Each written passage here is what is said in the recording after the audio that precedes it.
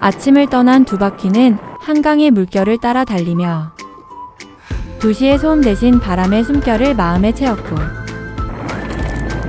남한강에 이르러 풍경과 하나 되는 고요한 여행이 되었습니다.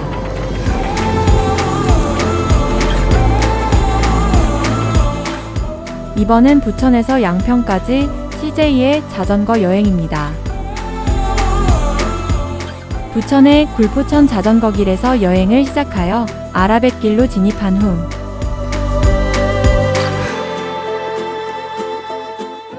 행주대교를 건너서 자전거길로 진입합니다. 강북 자전거길을 타고 가다 보면 우측으로 여의도를 조망하게 되고 조금 지나면 2층으로 된 반포대교가 나오는데 아래쪽 잠수교를 타고 남측 자전거길로 이동합니다. 잠실 근처에서 한참 쉬어가고 종합운동장을 지나가서 강동을 거쳐서 하남으로 넘어갑니다.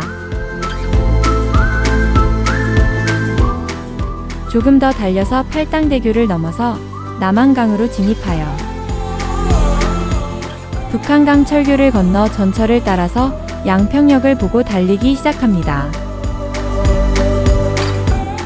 한참을 달린 후에 양평역에 도착하고 전철을 타고 원점으로 회귀합니다. 총 라이딩 거리는 약 100km이고 6시간 정도 소요되었습니다. 구름이 잔뜩 낀 아침 굴포천을 따라서 대장정을 시작하는데 굴포천에는 재미있는 역사가 숨어 있습니다.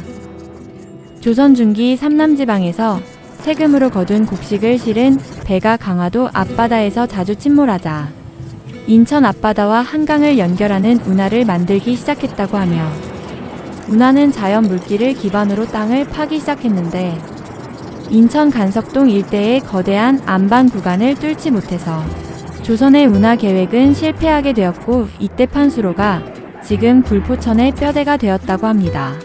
이 굴다리를 통과하여 아라뱃길로 진입했습니다.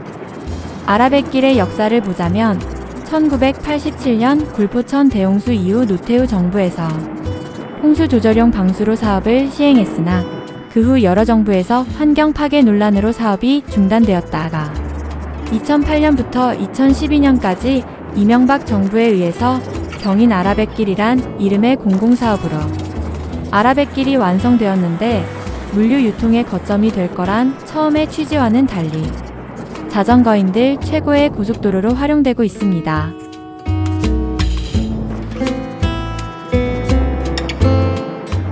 이제 강서 한강공원 근처에서 행주대교를 건너기 위해서 방향을 바꿉니다. 행주대교는 저덕들에게는 큰 의미를 갖고 있는 다리입니다. 한강 순환 코스에서 동쪽 끝은 팔당대교이고 서쪽 끝이 이 행주대교이기 때문이며 또한 행주대교를 건너면 자유로를 따라서 임진각까지 갈 수 있으며 고양으로 진입하여 창릉천을 따라서 달리면 북한산을 갈 수 있고 이번처럼 한강 북쪽 도로를 따라 달리면 강북 강변도로를 따라서 한강을 종단할 수 있습니다. 이곳 만남의 광장에서 우측으로 진행하면 강북 자전거도로로 갈 수 있습니다.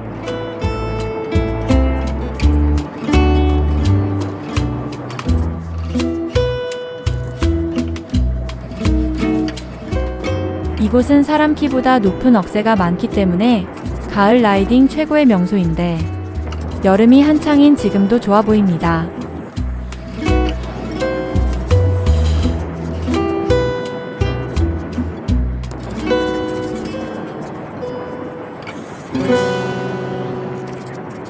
이른 아침보다는 지금 이 순간 하늘의 파랑이 보이기 시작하여 운동하기 너무 좋아 보입니다.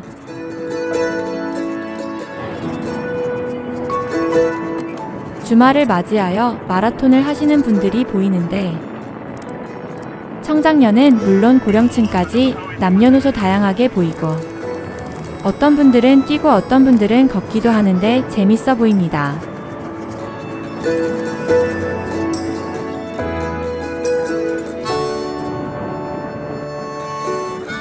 이곳은 홍제천이 한강으로 유입되는 성산대교 근처인 것 같은데 운동하는 분들이 꽤 많습니다.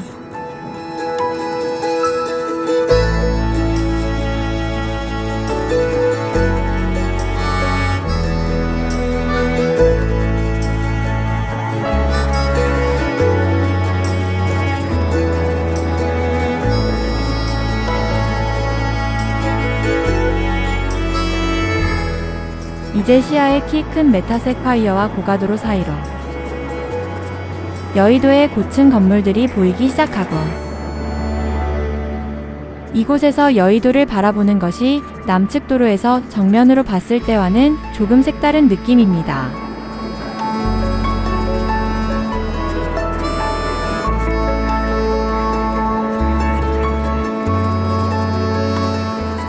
여의도의 상징인 63빌딩이 점점 더 커지고 있어서 잠시 63빌딩을 조망해 봅니다.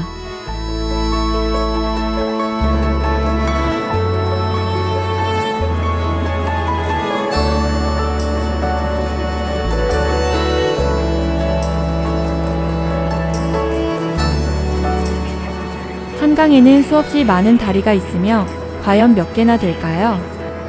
한강의 가장 하류인 일산대교부터 가장 상류인 팔당대교까지를 포함해서 총 33개의 다리가 있다고 하며, 이 중 CJ가 거쳐야 할 다리는 행주대교부터 동쪽 끝자락에 있는 팔당대교까지 30개가 되겠습니다.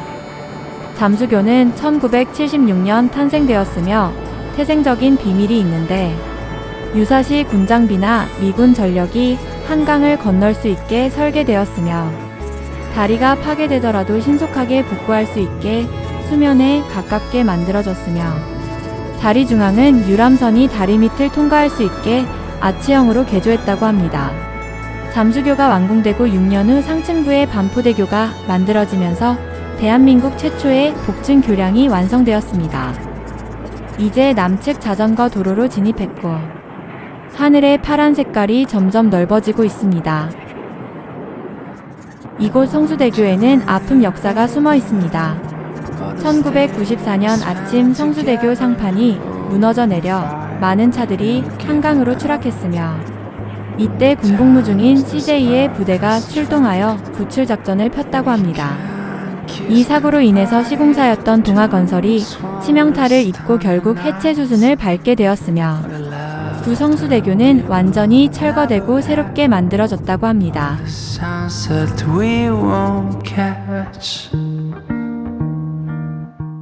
이쯤에서 가벼운 간식을 하고 잠실 근처를 지나는데, 카메라의 오작동으로 길 바닥이 크게 보이기 시작합니다.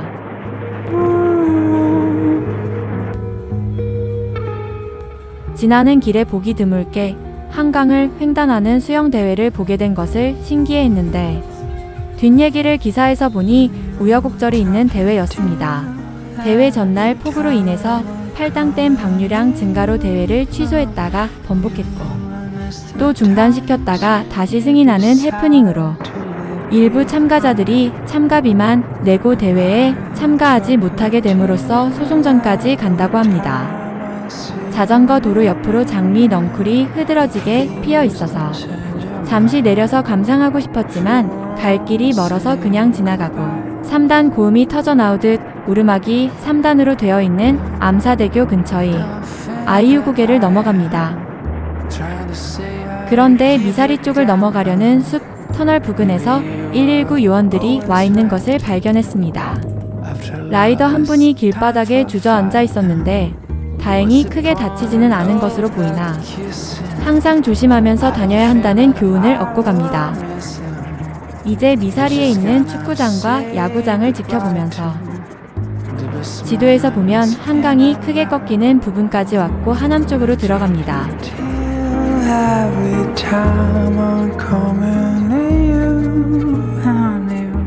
이 곡선주로를 달려 하남으로 접어들면 강 주변을 따라서 옆으로 넓게 퍼져 있는 모래톱이 보이고, 이 지역의 고운 모래밭이 강물에 둘러싸여 물결치듯 아름답다고 하여 미사리라고 부르기 시작했습니다. 또한 이곳 강 중앙에는 커다란 섬이 있는데 과거에 민가가 있었던 곳으로 당정섬이라고 하며 1980년대에 골재 채취로 완전히 사라졌다가 이후 퇴적물이 쌓이면서 다시 나타났으며 언제 오더라도 풍경 대박입니다.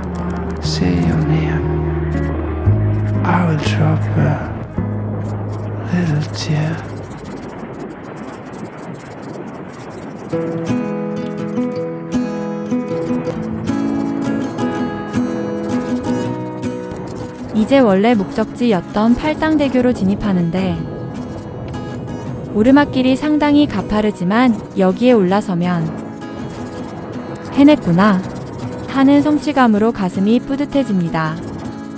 CJ의 처음 계획은 여기에서 회귀하는 것이었으나 갑자기 이런 생각을 하게 됩니다. 양평까지 가자. 자전거는 멈추지 않고 그냥 계속 진행하여 팔당 유원지 삼거리에서 두물머리 쪽을 향합니다. 팔당댐은 1960년대 후반 한강의 기적과 함께 수도권의 인구가 폭발적으로 증가함에 따라 용수 공급, 전력 공급과 홍수 조절의 목적으로 1966년 착공하여 1973년 완공되었으며 이렇게 눈앞에 거대한 수문을 내보이면서 우리를 지켜주고 있습니다.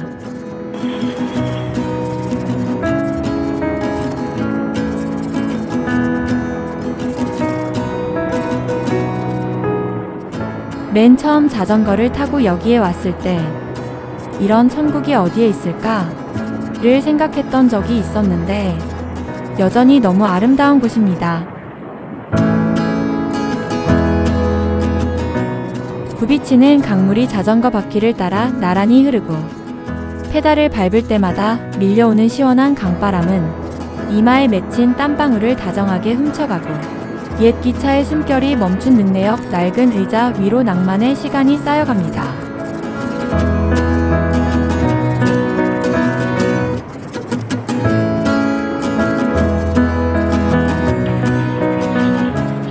능내역에서 양수역으로 가는 길에 생미나리에 막걸리를 먹는 유명한 돌미나리 집이 있는데 장사가 잘 돼서 그런지 건물을 올리는 중이네요. 아쉽게도 이곳에서 식사를 못하게 되었고 다음을 기약합니다.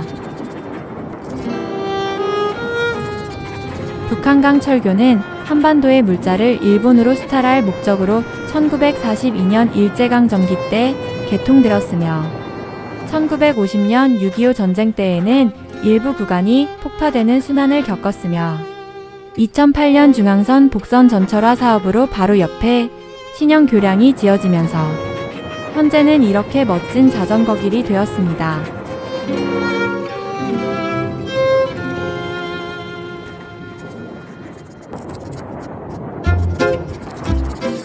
이제 양수역에 도착했고 쉬지 않고 다음 역을 향해서 진행합니다.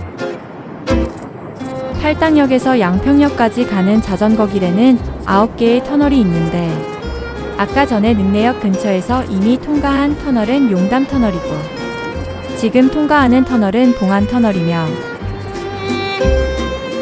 이곳에서부터 부용사터널부터 부용1터널까지 역순으로 지나갑니다.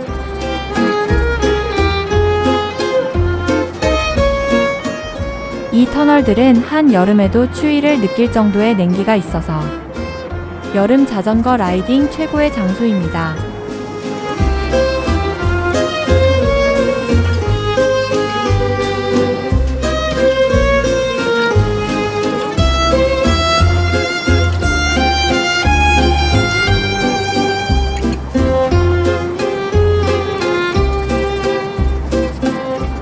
신원역 인근에는 멋들어진 단층 건물들이 많으며 이곳에서 한번 살아보고 싶다는 생각을 합니다.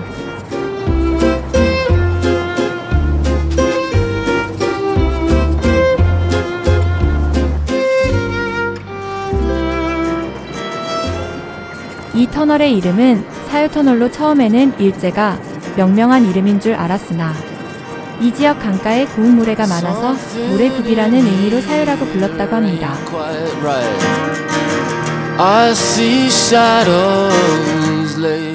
이 기곡터널은 남한강 자전거길에서 가장 긴 터널로 마을의 터가 아주 좋다는 의미로 기곡이라 명명되었다고 합니다.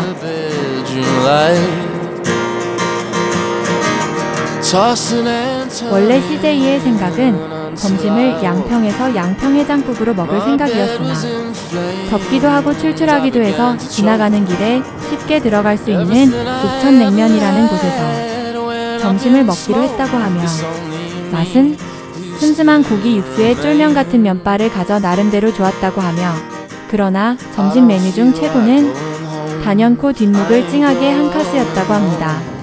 I don't feel like going home. And if it's still okay, I love to stay. I don't feel like going home.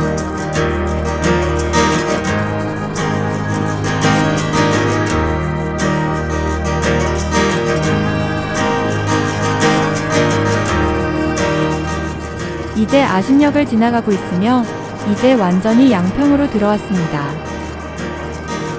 드디어 약 100km의 자전거길을 통해서 목적지인 양평역까지 오게 되었는데 숨가쁘게 달려온 CJ의 자전거와 페달을 밟는 내내 지친 CJ의 영혼을 달래준 한강에 고맙다는 인사를 하면서 알통이 탱탱하게 차오른 종아리를 씻고 전철로 귀가합니다.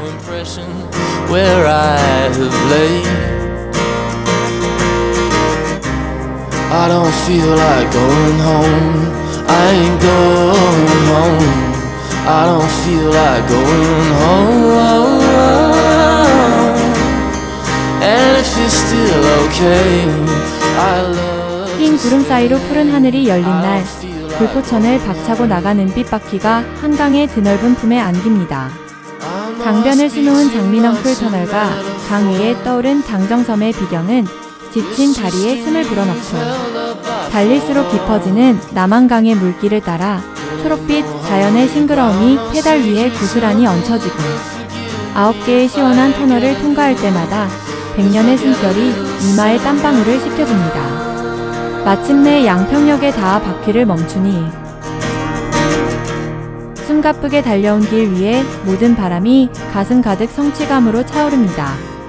I don't feel like going home. I ain't going home. I don't feel like going home. And if it's still okay, I love to stay. I don't feel like going home. I don't feel like going home. I don't feel like going home. I don't feel like going home. 여러분, 안녕히 계세요.